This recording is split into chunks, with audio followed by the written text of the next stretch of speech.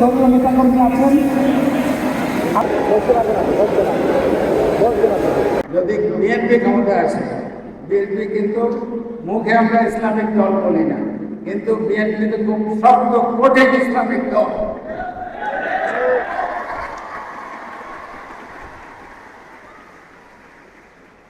এবং ধর্মীয় মূল্যবোধ রক্ষা করার জন্য যা যা করার ইনশাআল্লাহ আমরা অবশ্যই করব। 2001 সালের পরে madam Khaleda Zia prime minister হওয়ার পর থেকে অনেক কিছু হয়েছে।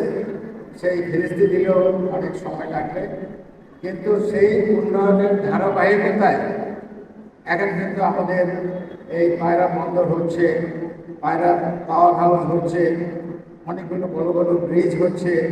এখানে একটা ইপিজেড এক্সক্লুসিভ কি বলে এক্সপোর্ট প্রসেসিং জোন, এটা হচ্ছে এখানে।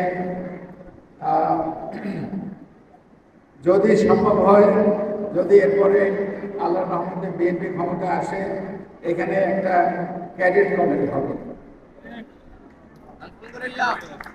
এবং ক্যাডেট কলেজ 2 ভাগে ভাগ থাকবে। ক্যাডেট কলেজ 2 ভাগে ভাগ থাকবে, একটা থাকবে মহিলা ক্যাডেট কলেজ, একটা থাকবে পুরুষ ক্যাডেট কলেজ। তারপরে এয়ারফোর্স থেকে একটা এয়ার ডিফেন্স রেডার হবে,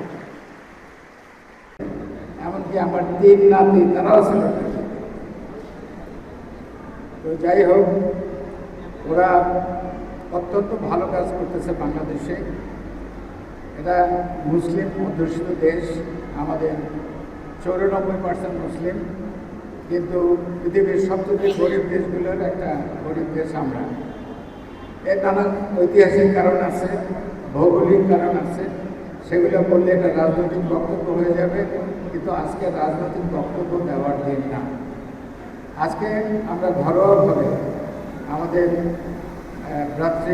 ভ্রাতৃপ্রতিম দেশ টার্কি, ওনাদের পিস মানে protect environment from adverse climate change, এটাকে ছোট করে পিস বলা হয়।